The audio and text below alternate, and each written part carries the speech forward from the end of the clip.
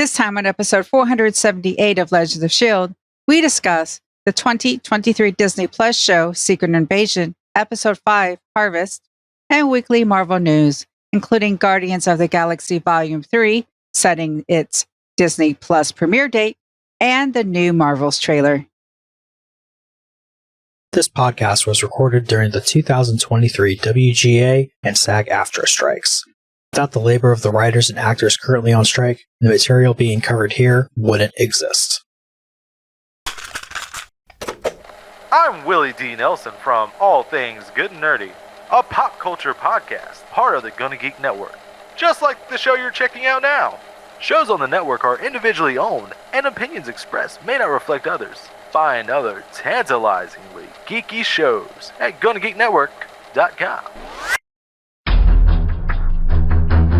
You have been granted clearance by director Alfonso Mack Mackenzie.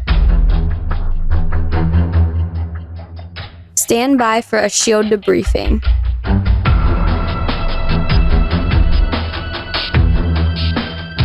All information to be discussed here is classified and may only be discussed among agents granted clearance by the S.H.I.E.L.D. director. Now it's time for a scheduled debriefing. I'm Agent Michelle. I'm Agent Chris. And I'm producer of the show, Director SP, with Puppy Cooper at my feet. Welcome to Legends of S.H.I.E.L.D., a Marvel Comic Universe fan show discussing the Marvel Cinematic and Marvel comic book universes as told on screen by Marvel Studios. This show is recorded on Saturday, July 22nd, 2023, during the 2023 San Diego Comic-Con, live from the Legends of S.H.I.E.L.D. studios and broadcast saber-wide. Come join our live chat as we record. And if you didn't already catch on to it, we love talking about Marvel. Because cake or death.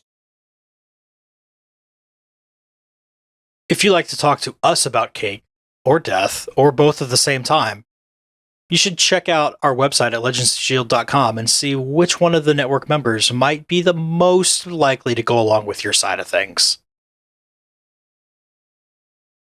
You can tell us if you want cake or death by leaving us a voicemail on 844-THE-BUS-1. That's 844-843-2871.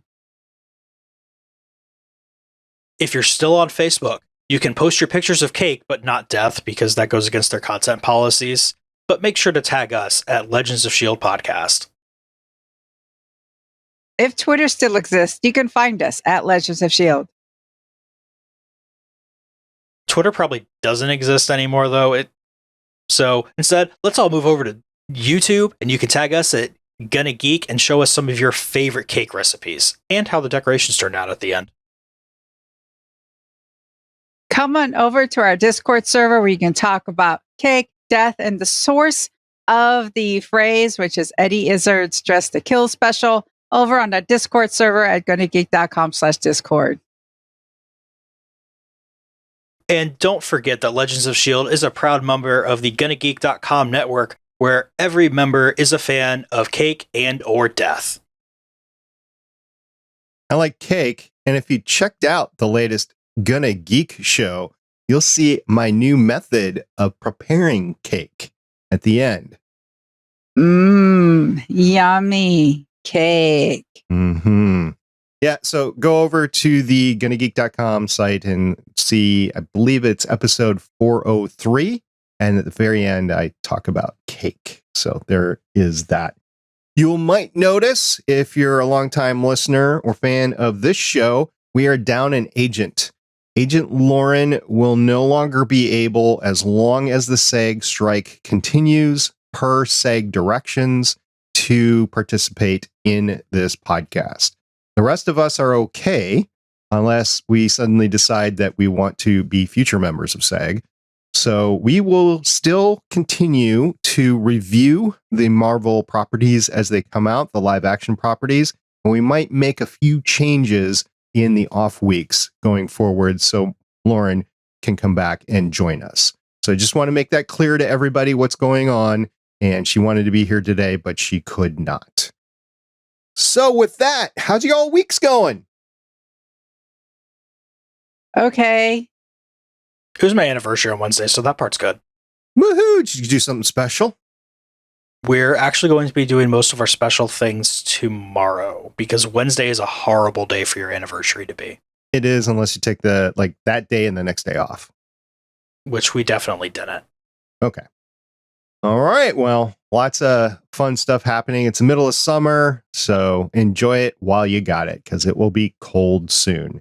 In the meantime, Skrulls like it cold, so we're going to talk about some Skrulls here on Legends of S.H.I.E.L.D.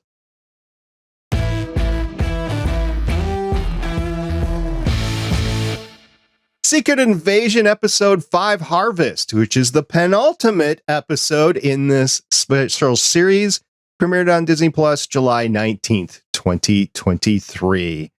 Michelle, you've been really hammering it home with these IMDB descriptions with this series. What do we got this week? Harvest. Fury gathers his allies. Gravik deals with unrest. Fury gathers his... Fury doesn't have many allies. He has one, and he makes a phone call at the end. So there's some confusion on that, whether he called Gravik to basically say, let's do this, or he called somebody else. I was going to wait till later, but let's talk about it right now.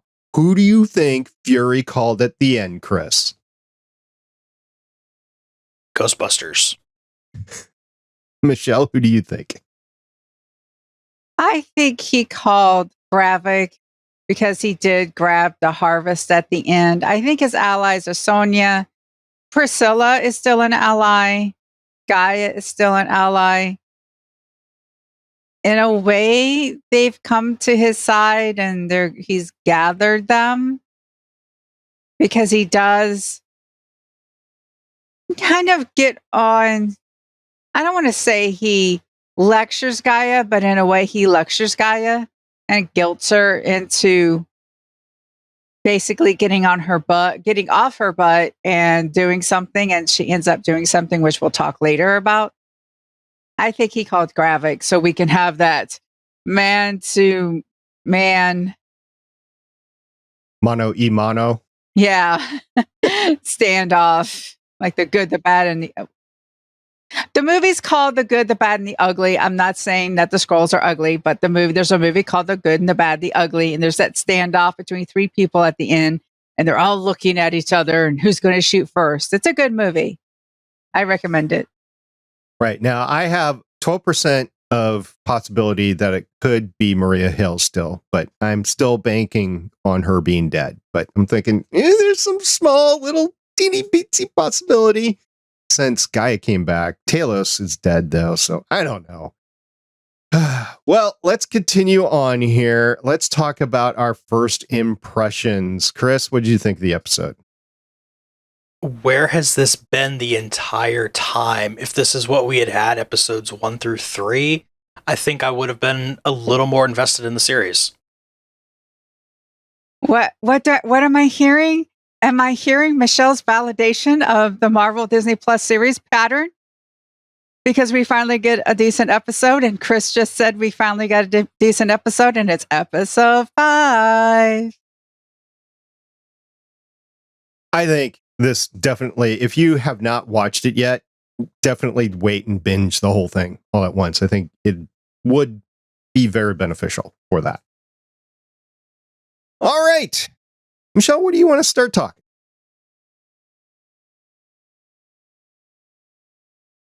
I want to talk about Sonya. I'm so glad Olivia Colman's back. I'm not really too sure how she puts into the plot. I mean, she does end up finding that Dr. Dalton and learning everything, which conveniently was off screen, and then she torches, and that's where she gets the whole cake or death. I could be your bestie. I could not be your bestie. Basically, cake or death. And in the show notes, I do have a link to the source. The clip is about 7 minutes long. Eddie Izzard, who's also going by Susie, she is an amazing comic. One of the few people on this earth who could actually make me laugh. Perhaps you've heard of her, do you have a flag routine, or perhaps the Star Wars Cantina bit. If you're a Star Wars fan, look up Eddie Izzard's Star Wars Cantina. You will laugh. I was just so glad that she came back. She added this spark, this grim levity to it. I mean, she's very threatening. And I loved her expression about Rhodey being a Skrull. Again, we are so shocked about that. And she's just like, well, gosh, who isn't one? Just the complete British deadpan delivery of everything that she's said here. It's really making me fall in love with the character.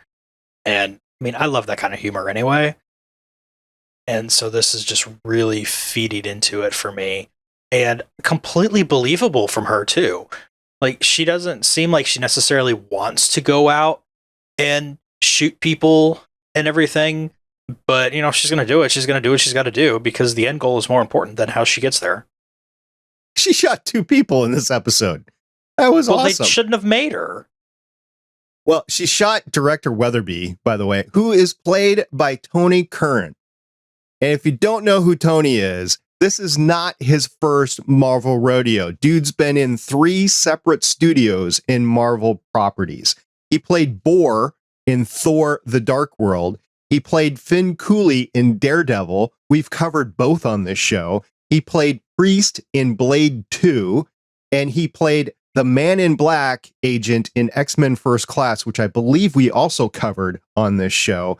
And then other IMDb, other IPs as he's been in. He played Despero in The Flash, and he was also, I have talked to him, Detectar in Defiance, which I covered on Voices of Defiance.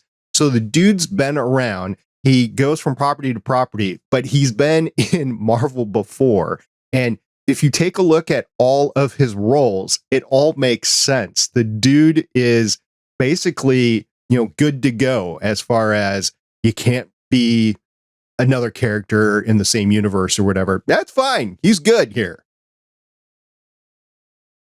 When you put someone in a good costume under, you know, perhaps makeup and everything, and they can change how they walk, how they talk, then yes, those are the type of actors that are going to get multiple small parts like this. They're called working class actors or character actors, if you will. Those are interchangeable. And it makes sense. I forgot he was in these. And also sometimes that's also the good mark of an actor, is that you just remember them as these characters. You don't remember them as the actor. And I'm very sorry, Tony, if you know you find that to be insulting, but I find it to be amazing when I forget this is an actor. Just like when I watched Orphan Black, I completely forgot that Tatiana Maslany was playing every single clone because she was that good. I just completely forgot, and I thought they were all different actors. I'm only halfway through the first season. I've got the DVDs or the Blu-rays of the first season. I'm like halfway through it, and I have trouble at the end of that first season. That's really the same actor? Wow. She does such a great job. And the costuming and the makeup is great too. It's not all her, but she does portray and act very differently. So if it was like me in a different costume, you could tell it was me. She does such a great job. And Tony here is, I would put him a step above like a working class actor. I would say an A-list class actor because he is really, really good. So Sonya not only shoots director Weatherby, but shoots Dr. Dalton, the Skrull that's playing the male Dr. Dalton. And the way she does is just priceless. She's like, oh, yeah, okay, well, here we go. Boom. And the female Dr. Dalton is like freaking out and stuff. The blood on her hand looked purple. So I got a question for you guys. Is the Skrull blood red, purple, or green? I'm having a problem here. I'm trying to figure that out too. And it really bothers me that I can't figure it out because either A, they're being inconsistent, which just sucks because that's just really a color grading issue. And like anybody can pull up DaVinci Resolve and fix that in 5 seconds.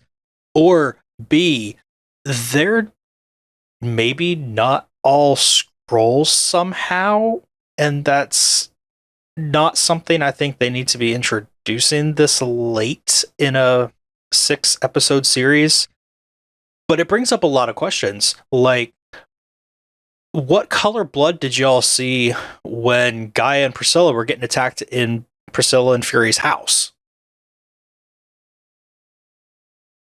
I can't remember that. And I wonder if they've been supersized. I mean, we learn the DNA that they have in the show notes. Whenever Gravik kills, I said he grooted someone. And it's true because that's the DNA that they have. They actually do have the DNA of the species that Groot is. And Cole Obsidian, just FYI, was one of Thanos' adopted children and a member of the Black Order, has superhuman strength, durability, speed, stamina, and healing factor. Perhaps that DNA changes the blood color because DNA is the instructions for proteins, and that could do it. I saw the little screen a couple of times of the DNA that was being cycled through that they had on hand. I remember seeing Groot. I don't remember seeing anything else, but that would make sense. And it would make sense to have some sort of cocktail to have multiple powers in there as well, which Gravik looks like he's got multiple powers. And Gravik showed off all these powers in this fight because his guys started coming after him like, okay, he's nuts, he's crazy, let's take care of him. And you just can't fight fair with somebody that has multiple superhero powers. Yeah, I thought that the way that they went after Gravik, though, was actually really well done. Having somebody distract him, having people come up from behind him. Yeah, he's probably going to notice everything going on. And if they were going to take him out, it was really going to take that many people. And the plastic bag over the head, that's just always a good choice when you need to take care of somebody, because for the most part, it seems like every being in the Marvel Universe, unless they're underwater, then if they breathe through their head.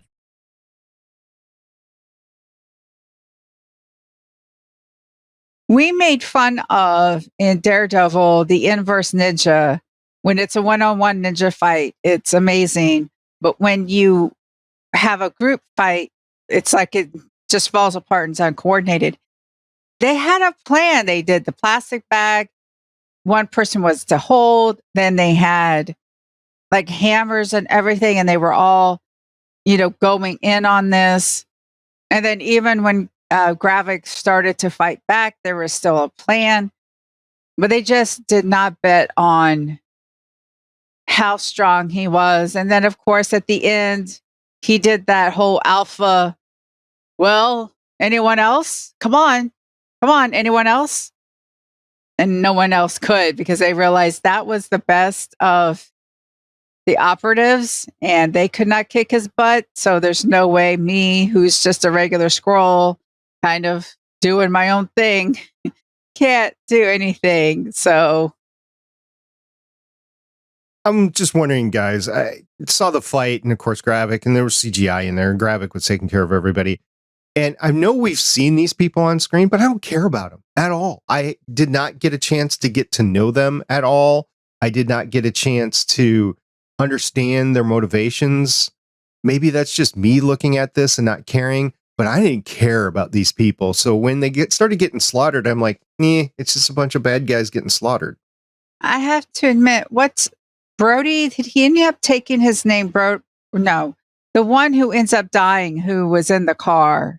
Beto? Thank you. I thought it would have been interesting if we had followed him and sort of through his eyes saw what life was like at the compound. I think if we had even half an episode where he's learning just regular life in the compound and got to know some of these people, and because even then we don't know what life is like at the compound. And I'm sorry, I know they're all being threatened right now, but I don't know them. It's not like I don't care. It's like as an entity, they're just there. And yeah, I agree. I barely care about anybody in the show. And some of that is due to you don't know if they're a Skrull or not. Like who is a Skrull and who is not a Skrull. Chris, you figure that one out yet? Well, I have figured out that Beto is probably not Rhodey. Although he maybe could have been Rhodey in the one scene where Rhodey said the whiskey was fire. Other than that, best case, they're going to have to get somebody else to be Rhodey now. Or Bodhi is actually not a Skrull, and we've been tricked the entire time, which just makes him an asshole.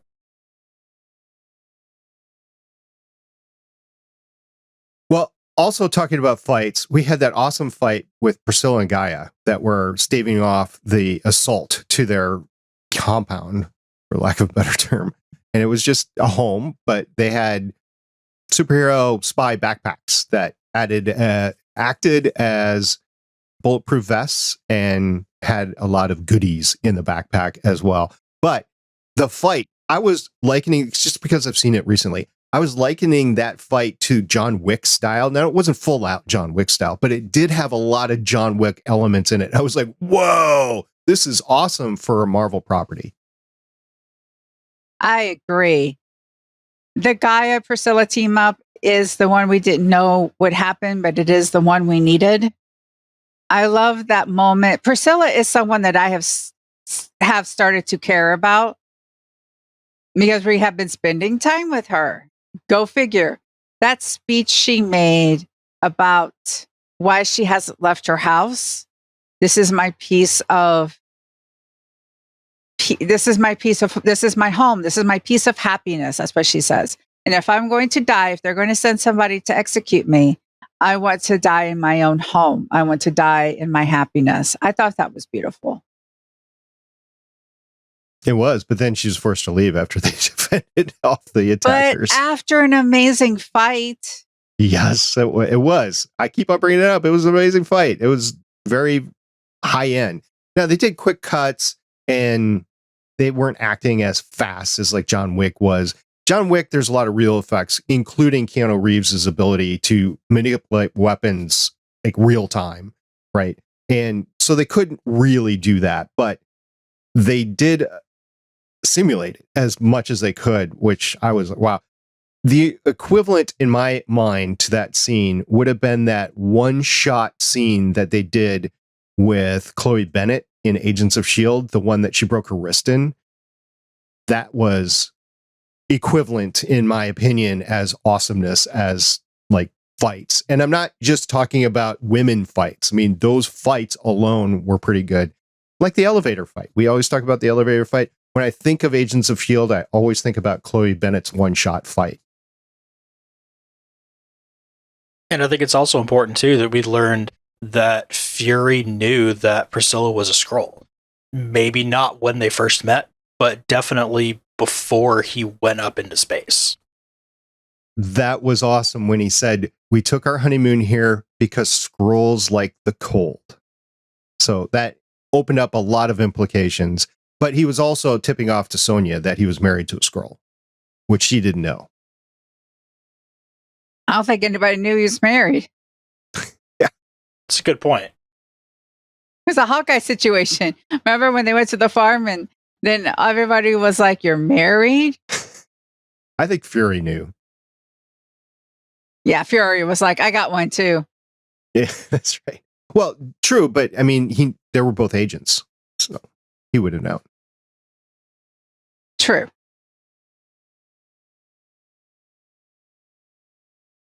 So we've learned what the harvest is. And whenever I hear the term harvest in people, it's bad. It's a grating term to me. It's like a lot of people are offended by the term moist. When I think of harvest, I think, Soylent Green. I think, bad things with people, right? And we find out that the harvest was just after the Battle of Earth. That's what it's called in Endgame, Battle of Earth. After the Battle of Earth, he had his collectors go in, which is Skrulls, led by Gravik, to go in and get blood from everybody because, Fury's thinking of the future and let's clone these people because we never know if we're going to need them again, or let's use their superpowers because we never know if we're going to need the superpowers again. Totally something Fury would do. It's the very same as, I believe it was called Project Phoenix back in the original Avengers movie. Same sort of deal. He wanted to use the Tesseract for an energy source for weaponry. And now he wanted to do the same thing with people. Fury's a slippery guy. I mean, we all like Samuel L. Jackson, but Fury doesn't exactly have the best motivations all the time or the best actions all the time. He knows this is his fault, which is why he is there, and he wants to take care of it. But he's not bringing his superpowered friends in because he doesn't want them to know that he's stolen their blood. Also, no one knows life like I do. Yeah. Excuse me, I need to grab my eyes. They just rolled right out of my head. He does have a point about not relying on them for everything. Yeah. You got to take care of yourselves, basically. You never know when they're not going to be available for whatever reason. Like Iron Man, in the middle of everything, got stuck on a different planet. Yep. Carol Danvers hardly ever comes back. You can't depend on these people. So you need to make alternative. She's got the universe to protect.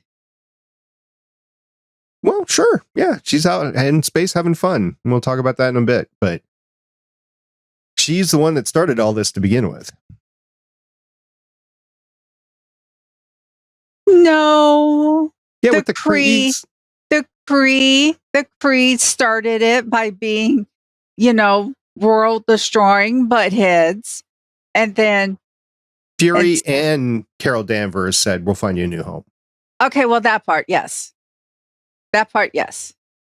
But also Fury was the one that decided to go collect all their blood and have that ready.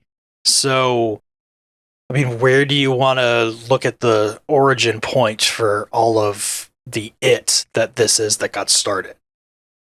Them being abandoned by the promise. That's one of the things about the episode The Promise. You broke the promise about finding us a home.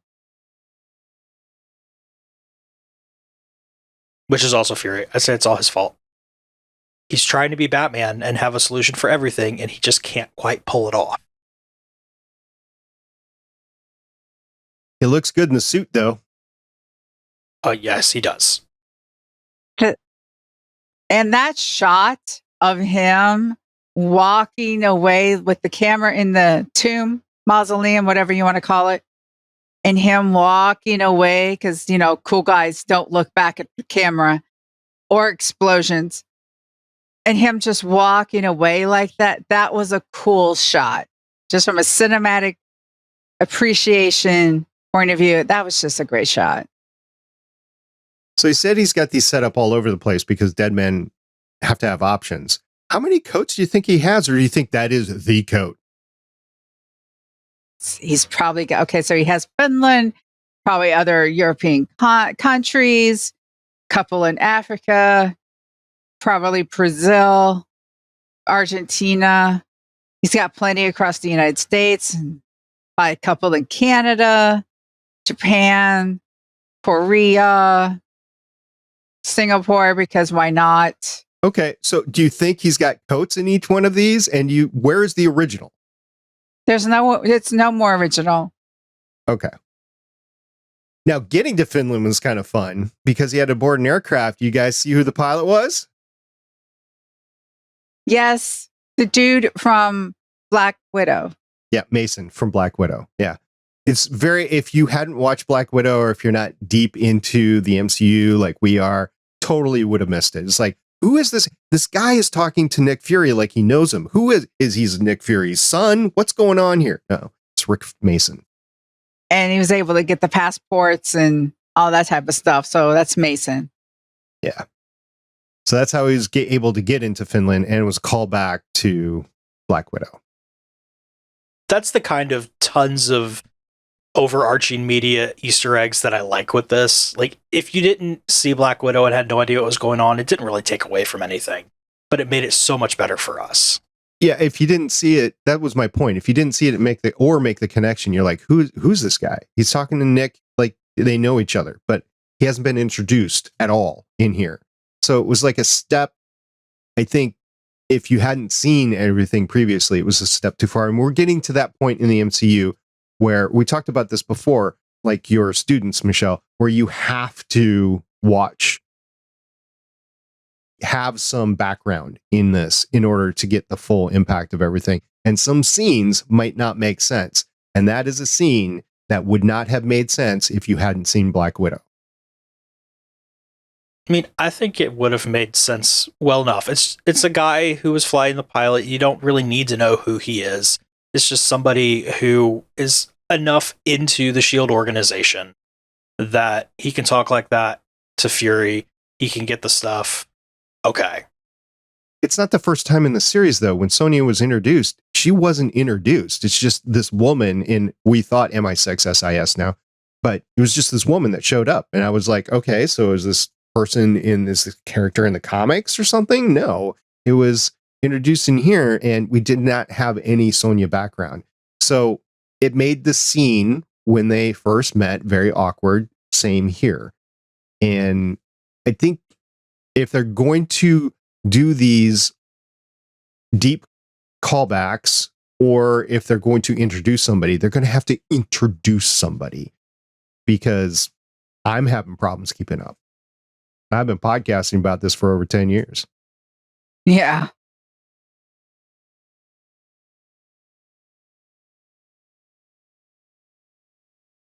So Chris, Gravik.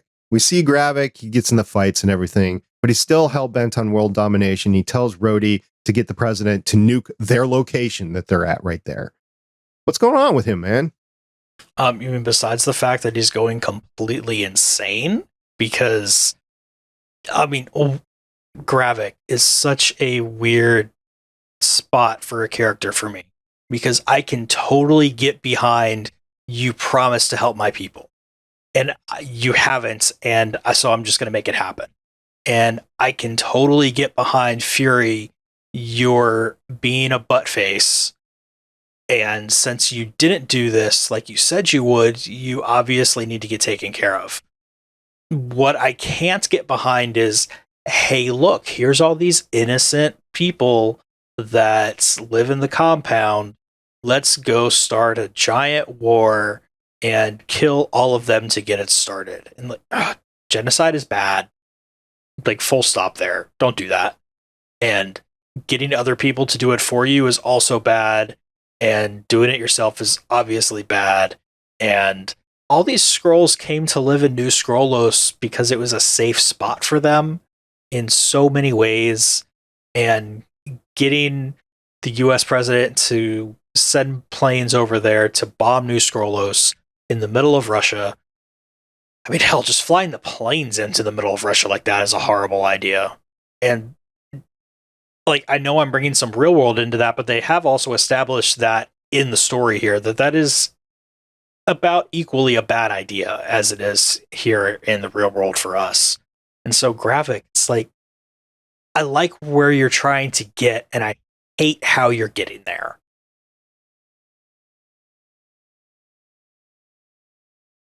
I sensed what Gravik's motivation was, but I'm not really understanding him as a villain. The villains that you can understand their motivation and you can understand the decisions they make along the way, those are the really good villains. Gravik's just a class A traditional villain, where they gave him maybe a little bit more backstory than you would normally get for somebody like him, but then they just took it off the rails. So I think I know that Disney and Marvel can do better here, and they just haven't done it. As far as nuking New Skrullos, they are fine with radiation. So you've just made New Skrullos, after the crater is cleared, their new capital. I mean, you still have the force from the bombs. It's not only the radiation that does that, it's the blowing up of everything else that's there. The shrapnel from the buildings. Giant bomb that lands on somebody is not going to be good. No, it's not going to be good. But what it will do is it will motivate the rest of his population to take over the planet, basically. So it's twofold. He's sacrificing some people in order to do that. But like I said, once they clear out the crater, they'll make it its new capital. But I mean, they could go somewhere else, I guess. But that was my point. But he's killing most of his people. No, he's only killing the people that made it to New Skrullos. There's Skrulls all over the place. I suppose, but he's no killmonger. Let's just put it that way. Right. That's what I was saying. His motivations are like, okay, I understand the motivation, but the rest of his decision making is just, whoa. Very, very super villainish sort of thing, which, okay, we're in a comic book movie or a comic book show, but we can write better today. And this was written and done way before the strikes. This could have been done better, and there's no way you can fix it. This is the story that's presented, you can't fix it. You can't fix his plans. You can't fix the major things that are happening along the way.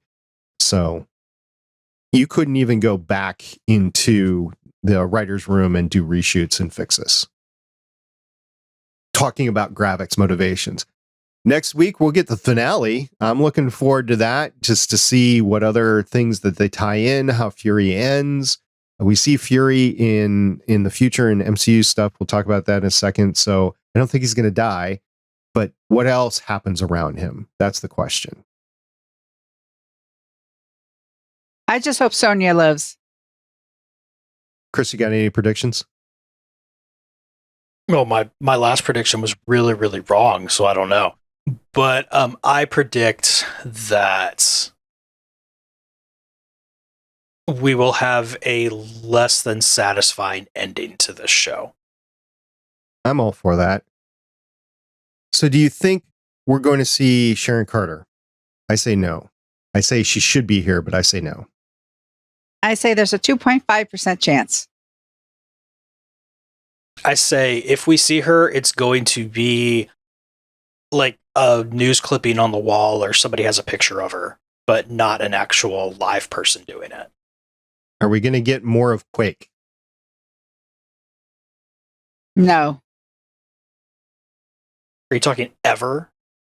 I mean, in this series, because supposedly there was the homage to her. Now, Chloe Bennett's come out and said, no, she hasn't been contacted. She hasn't shot anything or whatever. And I believe her because she's been right so far for years and years. But I don't know. There's this whole Agents of S.H.I.E.L.D. fandom that like, we need to see Quake. She's going to be in here. I know that people have lied or misled people before about if they're coming back or just not had the information when they said that they weren't coming back. But if we get Quake, I don't think it's going to be in this series at all. Colby Smothers, Maria Hill, alive or dead, Michelle? 11.45% chance of being alive. Yes. Alive and on the way to Tahiti. All right. Any other predictions before we close it out here? I still go with my prediction of seeing the real Rhodey fight the fake Rhodey. Okay. That was one that I forgot. Are we going to see Rhodey? The real Rhodey. Will the real Rhodey please stand up? Please stand up. Chris? I don't know if I can continue the song. I would really like that to happen just because I want to see Don Cheadle punch John Cheadle in the face. That would be amazing. Yeah, right. But I'm going to predict that Fury and Priscilla are going to be fixing up their home, much like a recently retired couple who finally has time to fix all the things that have been bothering them for years. Ooh, that's a good one. Priscilla, alive or dead? I'm saying dead. Alive. Alive. Okay, that's good. 20.42% chance of being alive. So still under 50%, but you're saying there's a chance. There's a chance. Okay. All right. We'll see in a few days here, and I'm looking forward. In the meantime, we do have some news. We know that San Diego Comic-Con is going on right now, but we don't have any news, and really without the actors and the writers, I've heard that it is Hall H and specifically is pretty disappointing. So we might talk about that next week a little, but we're not going to talk about what's happened there in the last few days because we're recording this on Saturday morning, right in the middle of San Diego Comic-Con. Usually there's a couple of news things that have already happened. We're not going to be talking about that, but we are going to be talking about a couple other things. You guys ready to talk some news? Yes. Let's do it.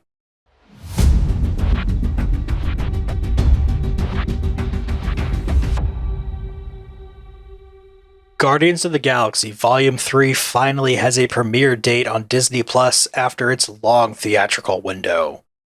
So, in an article from Deadline.com just a few days ago, let's talk about respecting the theatrical window. Disney has finally set a Disney Plus global premiere date for Guardians of the Galaxy Volume 3, and that is going to be August 2nd, which is 90 days after the theatrical release on May 5th. Disney got a lot of slack during CEO Bob Chapek's era for executing theatrical day and date releases on Disney Plus during COVID, and the Mouse House continues to make it up to the exhibition. They've been following a long theatrical windows before Marvel Pictures hit Disney Plus, going back to 2021's Shang-Chi and the Legend of the Ten Rings. Of late, Ant-Man and the Wasp: Quantumania had an 89-day theatrical window until it hit Disney Plus on May 17th. Marvel's Black Panther: Wakanda Forever had an 82-day window after its November 11th theatrical release date before hitting Disney Plus on February 1st.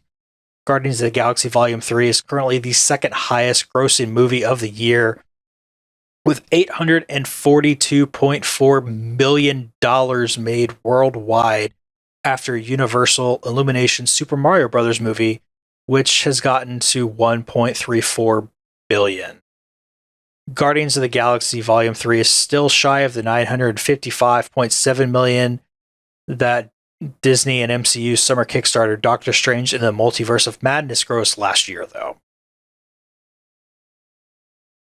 I'm so excited to watch this one again. I couldn't make myself go to theaters and see it again, but I'm definitely going to be watching it again when it hits Disney.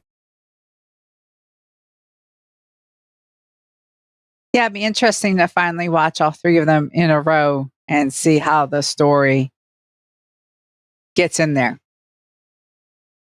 I think what we got going on here is we're going to see longer and longer run times because they're going to want to make more and more money in the theaters before they go to streaming. And I think both with Disney and Star Wars and Marvel, as well as the DCEU, I think slowing down production of properties like that, major properties like that, will enable the movies to be out for as long as possible.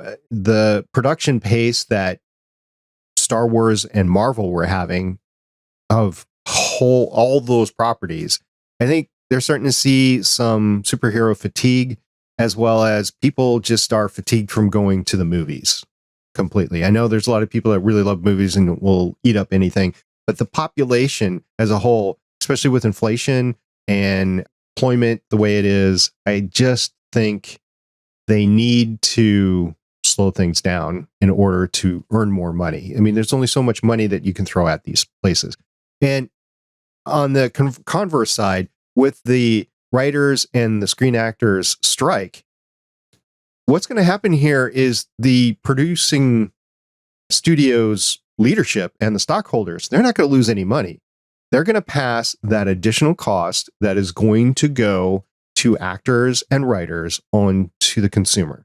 So we're going to be paying more for movie tickets going in the future. This strike will be good for the working class in the entertainment industry, but we're going to pay for it. So that's my prediction there. Which will shoot them in the foot, because if we have no money, nobody's going to see a movie. I mean, when I saw Guardians of the Galaxy 3, I was able to go to one of the nice AMCs with the nice comfy seats. I missed those since living in Minnesota. I forgot just how they are. we were hungry because it was a weird time when we ended up going. It was like impromptu. We weren't sure what time it was going to start. And it was me and Mom and my cousin. And it was me going, because it was my idea, right?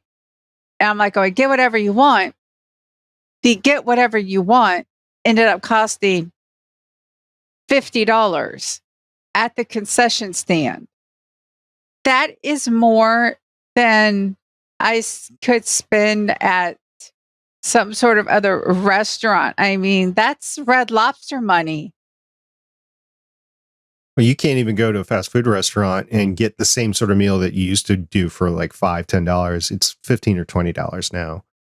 So, and that's just with a fast food drive-through restaurant anymore. Or you go up to the counter like a Chipotle sort of restaurant, stuff like that. Things have gotten more expensive. Absolutely.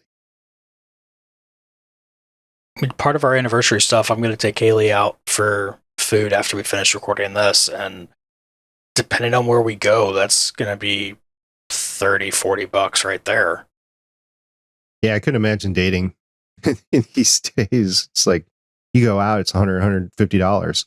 And God forbid you actually have a bar tab, because a lot of people like to drink. I have nothing against people that like to drink. I would love to drink. I can't because I'm allergic to corn and just my body doesn't process it all that great.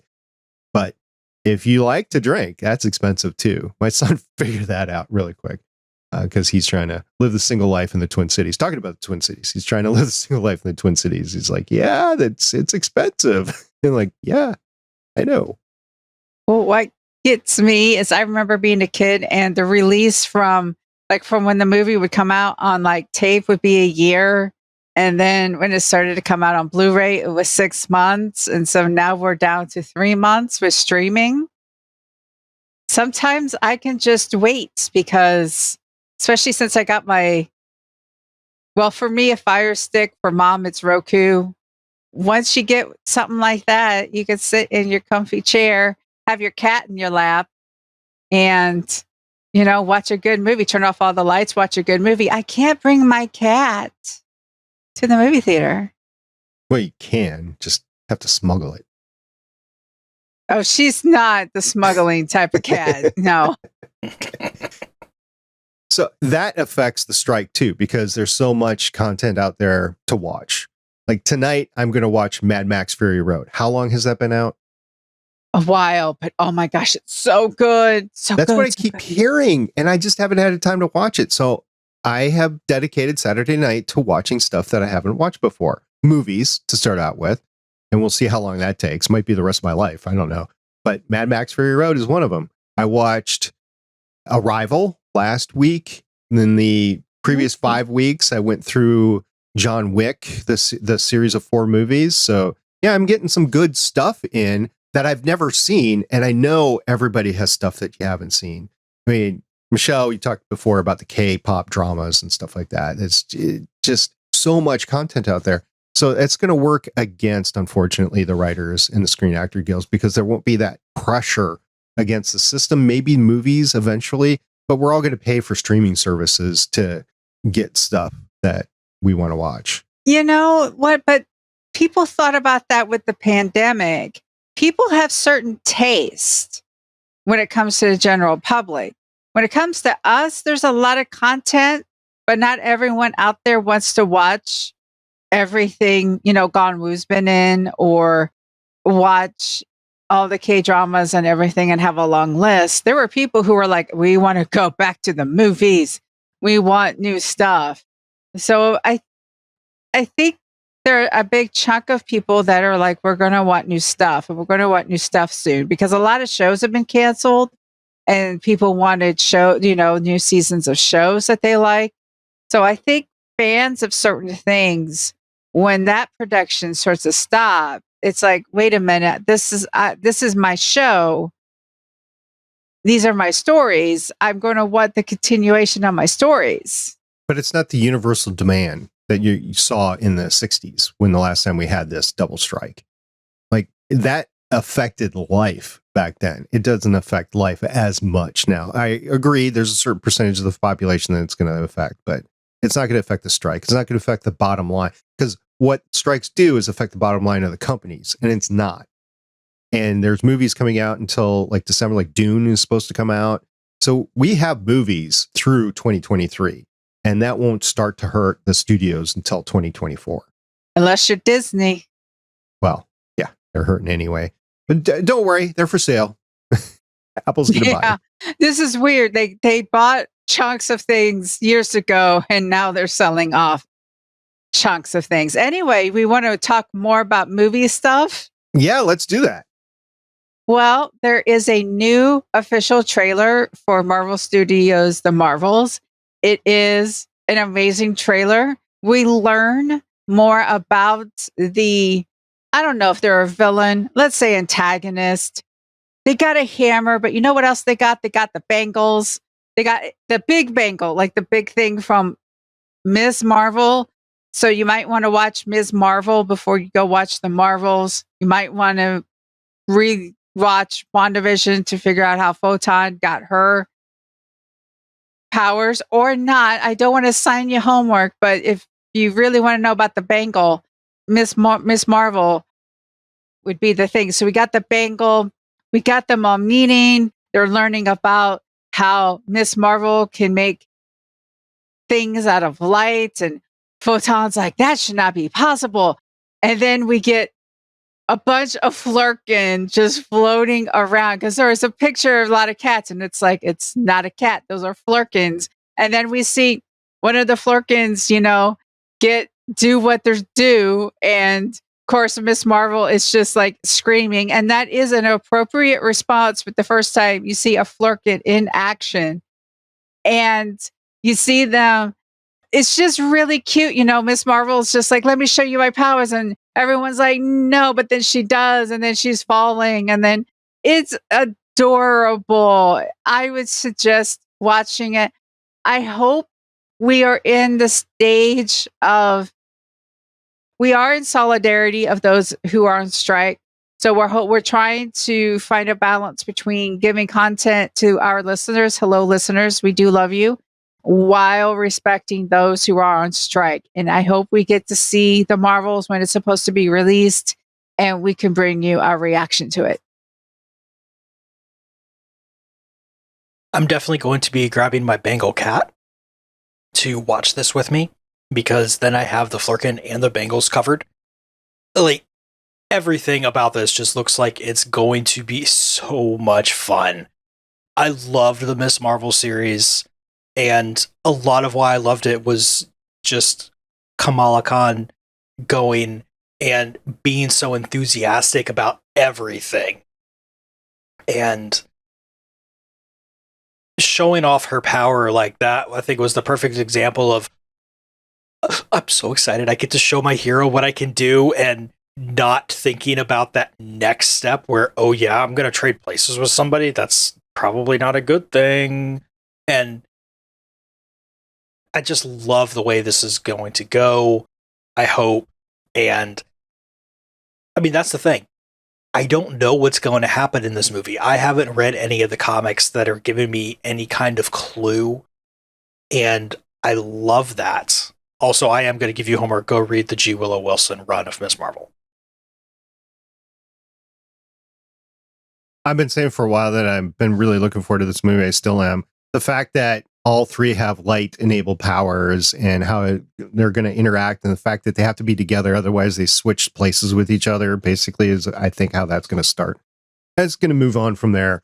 So we've got a lot of fun things coming up with that movie. I am looking for it. I think the original Captain Marvel movie is still one of my favorite movies, so out of the MCU. And I know a lot of people don't care for it, but I liked episode 1 of Star Wars. I didn't like Empire Strikes Back. I'm kind of an oddball, and I'm really enjoying the Captain Marvel storyline. Might not hurt that allegedly we went to the Academy at the same time. So there you go.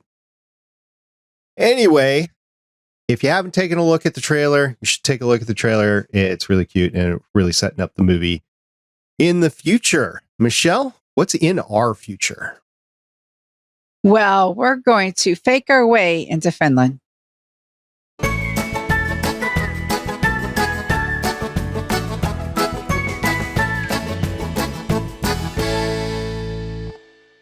small puppy Cooper update. He's been trying to cuddle with my feet the entire time underneath the desk. So Aww. he's needing some affection. Anyway, thank you very much for being with us during this show. We really appreciate it. Why don't you reach out to Agent Lauren, tell her you support her. She's probably very bummed right now that she can't be on the podcast. As a matter of fact, I know she's bummed. We've had a lot of text messages between the four of us this past week. And if you have anything that you want to say about Secret Invasion, the finale, what your predictions are, let us know. We'll talk about them next time and whether you got them right or not. That'll be fun. So let me know what your predictions are. And if you want more content about superheroes or comic book related stuff, there's several other shows on the Gonna Geek Network, including Smoking and Drinking and Capes. They continue to befuddle nature and cover the Heroes series. I don't know why they're still doing that. I would have stopped after the first season, but no, they said they're going to cover the whole thing. So they're handling that. You've got the guys over on Capes of the Couch, which handle comic book characters and their mental health. And you also have Chris on Play Comics, which he's going to talk about in a second. So lots of good stuff happening over on the Gonna Geek Network. I'd like to thank all of our listeners for sticking with us all of this time. And of course, interacting with us on Twitter and Discord. Yes, all of you are a treasure to find. And the fact that you found us and continue to listen to us is just something that greatly warms our heart. And as SP said, if you want to hear more about video games and how they relate to their comic book source material, you can check out Play Comics, which unfortunately has not had episodes the past few weeks come out due to thunderstorms, which is very fun and messing with all of my editing time. But there is an episode looking at the Smurfs that is like 98% done that will be finished today, or I will cry. Don't make Chris cry. Please don't. It's ugly. You don't want to make It's really Chris bad. cry. All right. Until next time, I'm Director SP. I'm Agent Michelle. And I'm Agent Chris. Don't cry, Chris. Don't cry. I'd hug you if I could. All right. See, It's okay to cry. We just don't want to make Chris cry. Yeah, I don't want to about this. Thank you for listening. If you want to leave us feedback, go to gonnageek.com and you will find all our contact information and other shows. You can also visit legendsofshield.com where you'll find our complete archive of podcasts. The music heard on this podcast is by Kevin MacLeod, found at incompetech.com, and also artists on pond5.com and audiojungle.net. The opinions heard on this podcast are those of the individual hosts and do not represent Stargate Pioneer Productions, Legends of S.H.I.E.L.D, or Gonna Geek.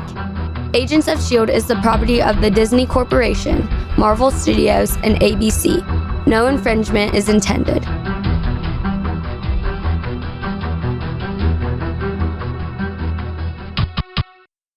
Legends of S.H.I.E.L.D. is copyright 2013 through 2023.